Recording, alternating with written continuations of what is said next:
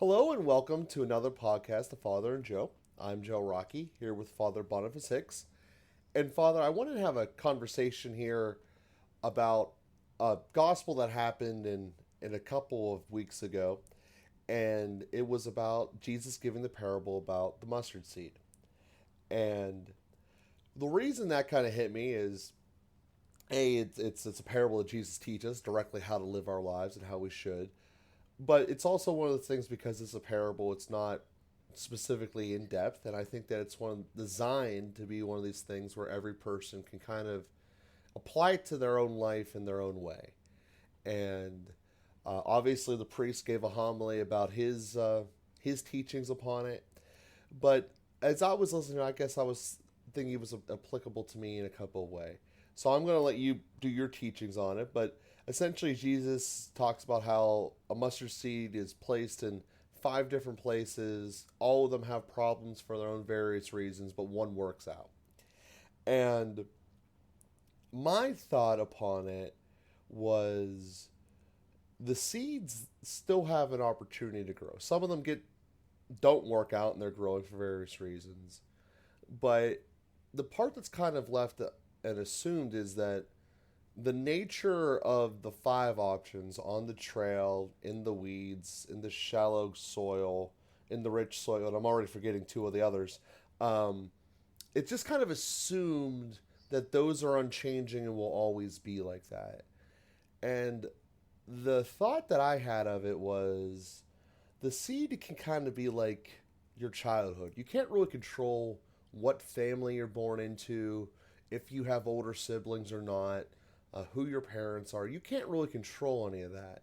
But once you get to a level of adulthood, you can start controlling the actual environment around you.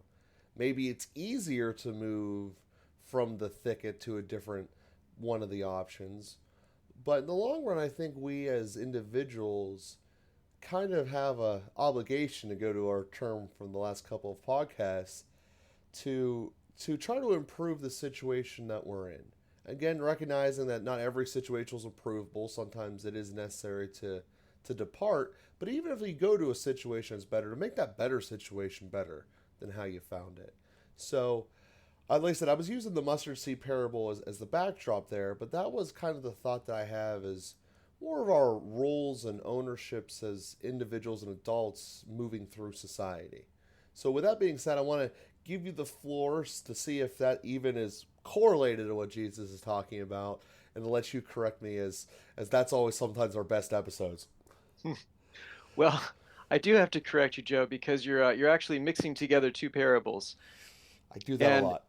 and actually the one that we had in the gospel last weekend was yet a third parable. So um and it's I know I can say that to you and we can laugh about it because but I do seriously want to say, we it's not a bad thing actually. So why not sowing mustard seeds? Now the different parables are actually drawing attention to different aspects of the kingdom of God, and in some sense they are combined because it's the same kingdom of God. So it's not really inappropriate, but it is, it's mixing metaphors a little bit, it's mixing images a little bit, and so separating them out is useful, and looking at them all together is useful. We do both things in our faith. It's sort of like people will do this a lot with the different gospels. For example, uh, we make nativity scenes with combinations of things from from Luke's gospel and from Matthew's gospel. We'll put the three kings, which appear only in Matthew's gospel, together with the shepherds, which appear only in Luke's gospel. So, and that's perfectly appropriate because it's those are all real things. So there's a point to separating them out. It's interesting to see what things Luke emphasizes, and he does that according to his own kind of coherent picture. It's interesting to see what Matthew emphasizes. He does that according to his own coherent picture. But it's good to look at it all together too, because it interacts with each other. So anyway, I think that's a useful teaching point in itself. Uh, and so I don't mind. I know also that you're very humble and don't mind me pointing that out. But There are three different parables, at least, just three off the top of my head in terms of seeds. Uh, One of those parables is the four different kinds of soil. Jesus says the kingdom of God can be compared to a sower who sows his seed on, and it encounters four different kinds of soil, and you said five different kinds of soil. There again, you're not actually wrong. Jesus gives a slightly different explanation in Matthew's gospel as opposed to Luke's gospel, I think. Even that's a little bit fuzzy in my head, but anyway, we'll stick with four kinds of soil since he says that at least in one of the versions of that parable. Um, Another parable is the mustard seed, and then another parable is the weeds and the wheat. And we actually this past Sunday got that is to say the 16th Sunday in ordinary time, which was July 19th. Um, we got the weeds and the wheat, and then we also got the mustard seed. And then we got an explanation. Then we also get the leaven, and then we get the explanation of the weeds and the wheat. So again, just now that I've created a big soup of things, three parables: the four different kinds of soil, the mustard seed, the weeds, and the wheat. And again, all three of them show us different aspects of the kingdom of God, and that's why Jesus uses all three of them to teach us. I want to get back to the soil, so I'm going to say that last and just kind of touch on those other two along the way. The mustard seed is really emphasizing the power of smallness. So it's emphasizing this kind of reversal. The kingdom of God is the place where the littlest ones actually contain the whole kingdom. When we live only for this world, we have a tendency to fall into an ethic of might makes right. The bigger ones are more important. The more powerful ones, the stronger ones, the richer ones, the the better ones in terms of this world are more important. Jesus flips everything on his head and he says, "Yeah, that's the dynamic of this world. The dynamic of heaven is that the little ones are of most importance." And we could even think then of the seed of the Word made flesh in the womb of Mary. When Jesus was a one celled organism, a one celled human being, he was still God. And he was the greatest thing on this entire earth that this entire earth had ever contained, God himself. So we can see the greatness in littleness. And he also gives us that in terms of the leaven, the yeast that a woman hides. It's invisible, and yet it has the power to make the difference between a brick of flour and water and bread, which is filled with air, with lightness. And so the little one has great power. Or then, as St. Paul talks about, God chooses the foolish to shame the wise, the weak to shame the strong. There's all these great reversals, and that's really where the mustard seed is emphasizing. We may feel very little. We may feel incapable of making any difference in the context of world events. Who looks at politics and thinks, I can overcome this? And yet Jesus tells us, no, it's not by becoming bigger than all of the forces around us. In our littleness, our offering of our daily sacrifices, our little prayers, our little offerings, that's actually what changes the world. And in some sense, it's even more than important than President Trump is President Trump's mother. Like this is the kind of thing that even though we feel little and not, feel completely off of center stage. That's actually where a lot of the action takes place, and certainly in terms of the kingdom of God, not necessarily in terms of this world, but the power of littleness is the mustard seed. Uh, the weeds and the wheat is showing us that together with the good things that are growing, there's also evil mixed in the midst of it. And our temptation is to rip out the evil, and the problem is that we'll end up ripping out the good at the same time. That's where persevering in patience and even coexisting with evil that we can't simply separate ourselves from. Our tendency is always to think, I want to run off to a desert island where there are no bad people, or I want to kill all the bad people, except then we realize that we're also in our own ways at different times among the bad people. And so we're doing the same thing that the bad people are doing, which is wiping out the enemy, and then we're making more bad people. So actually the way of the kingdom is that they grow together until it's fully mature, and then at the right time God will do the separating. But in some sense we also pray for the conversion of the weeds into wheat rather than simply ripping them out and throwing them away. So that's another parable. But then to come back to your point about the four soils, so the soil, which is uh, the path on which the birds come down and pluck up the seeds, the shallow soil, which it goes in and shoots up, but then it doesn't have any deep soil, so it just has no roots and it withers away. The thorns, which choke the plants that grow up, and then the fourth is the rich soil that produces fruit 30, 60, and 100-fold. And those three different kinds of soil, um, yeah, summarize the ongoing temptations for all of us, or the ongoing things to be aware of for all of us. It's so if we don't sink in roots like the soil on the path, if we don't sink in any roots, then we're just kind of out there blowing in the wind. We're out there subject to the devil's temptations, subject to his attacks, subject to him plucking us off the path, and he will. The idea that we'll simply be free of that is just false. So we do need to sink in roots, and one way to read that is talking about commitment. The people who, and I think we really see this in this time. You and I have talked about this.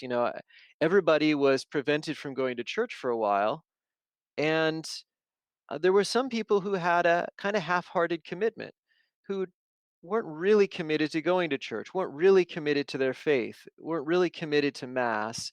It was just like, okay, I guess. And or people who kind of come in to try it out, like, oh, I'll just show up and see if something happens. Probably not. Probably that's going to be easy prey for the enemy, who plucks that up and says, oh, there's 10 million ways I can distract you. There are 100 different things you could be doing right now, which are more interesting, more entertaining, more satisfying for this life than going to mass, than participating in church, and just gets plucked right away, blown right off the path, picked up by the birds of the field. So uh, it requires a commitment. We need a commitment. And the tendency, especially in this generation, I think there's a big problem with commitment. I think we saw that in earlier generations, there was a little more tendency, they had their own problems, but commitment wasn't so much the problem. People worked at the same job their whole life. People committed to marriages, and divorce wasn't even an option on the table. People committed to their church, and they were there come hell or high water. There were commitments that, again, that's not, I'm not w- worshiping that. There are times that marriages are really broken, or that somebody needs to shift jobs, or even if you're in a church that, anyway, we won't talk about more and less effective churches, but the point is, the tendency was to commit, maybe even to overcommit, and maybe it's an opposite reaction. But commitment for that hard path, we need to sink roots, but then also we need to have enough depth. So sometimes we try stuff out enough to just, we just want to, like, we want it to be quick. We don't want the long-term commitment. We want the just dive in quick. We want the fast food. We want the quick checkout line. We want relationships that are instantly good. This is maybe tied in with a little bit of the prevalence of uh, fornication, extramarital sex that's happening these days. It's like first date. Want to we want to get the end result without any of the work that's involved. And or maybe we want, just a quick fix, or we want a I heard somebody recently who struggles with addiction to alcohol, and he wants like, isn't there a surgery? Isn't there a pill? Isn't there a hypnotism? Isn't there like some kind of quick fix that I no, these things go deep, and our humanity goes deep, and we need to be willing to go deep. So again, a little bit along the lines of commitment, but finding deep soil and cultivating that in our hearts, and even the practice to do that, to have deep soil in our hearts, is something that we have to work on. And then that third kind of soil, the thorns. Jesus talks about the anxieties of this world, and that's where we have a commitment, perhaps. We're really, we're going to go to mass. That's an important part of our lives, and that's not something we ever let go of. And yet there are other things that come up, and we feel a little bit suffocated, and we feel like we have to do this and we have to do that and we have to. And here again, the coronavirus actually helped us out to clear out some of those thorns. I think it removed a lot of that over saturation of so many activities and so many responsibilities and so many things on the calendar, and so much, a lot of distraction going on. And so I think the coronavirus actually helped us to clear some of that out. But now that, as those thorns start to really grow around our soil, how many of the anxieties of the world do we allow to choke out the seeds of faith, the seeds of the gospel that are growing in our hearts? And so cultivating deeper soil, having soil that can penetrate with commitment, clearing out some of the distractions, anxieties, preoccupations, the other things in the world. These are ways that we prepare the soil of our hearts to receive the seeds of the gospel in a way that they can really bear fruit 30 and 60 and 100-fold. And I like how you brought that up there. And as we discuss these parables all about being the kingdom of God, it makes me remember, that how we when we did the virtue series, about how we talked about the virtues being the importance of being able to get there. And if anyone wants to go back and look up, they start at episode 93 and work their way forward. But you can just see how in each of those situations, how you need various ones. You need prudence to be able to grow and be wise. You can tell which was the wheats and which was the weeds. You need to be able to have humility so you can stay small as the mustard seed. But again, particularly focusing on the element of the soil, um, the discussion that we've been having here,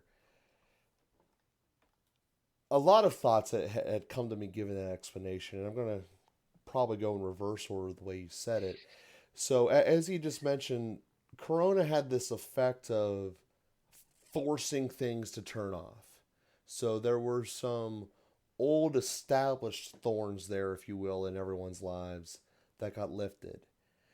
And to me, kind of what the amazing part was is that basically people went out and found new thorns to cover themselves up with. And while I understand that there's probably some form of human nature in there, but we're called to be better than that. Again, the way I'm interpreting this is we are called to get either our situation or get ourselves to the good soil. And at the end of the day, it's the same result.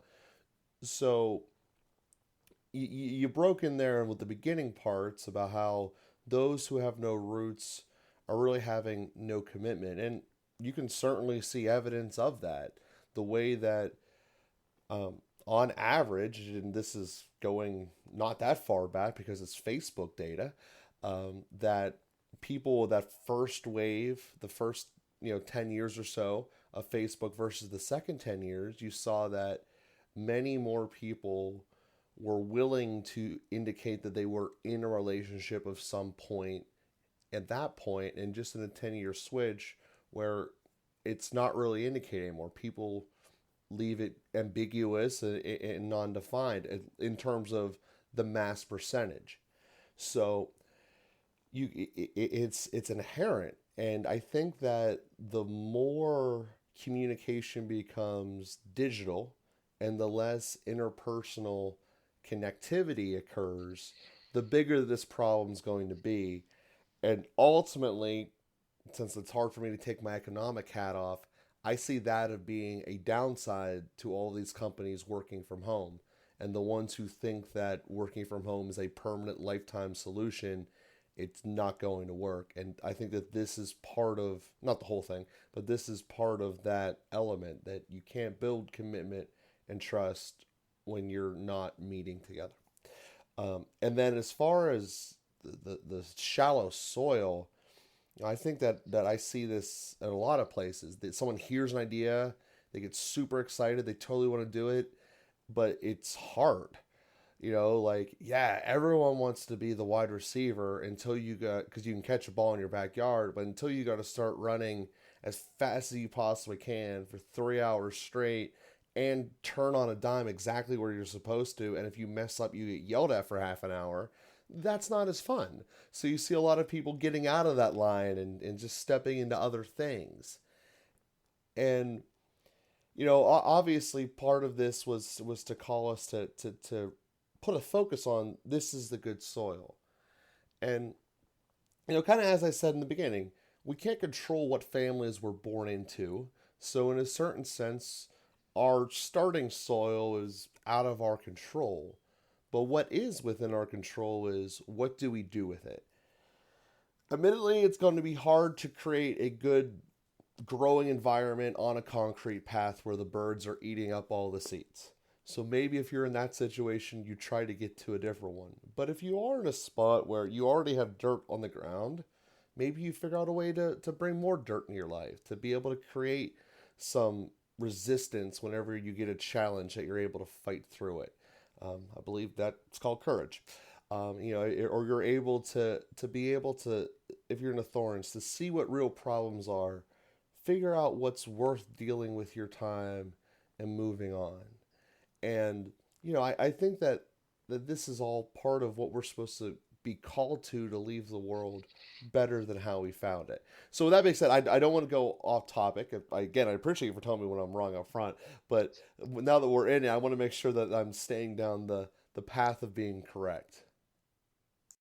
No, you understand very well, Joe. You applied all those in the right way. I love even your application of the virtue of prudence to distinguish the weeds from the wheat, and your virtue of humility to uh, embrace littleness and the mustard seed. Beautiful application of the virtues, and I'm glad you pointed our listeners back to that series on the virtues that I think was really came out beautifully, and I'm happy to have people listen to those for the first time or re-listen to those.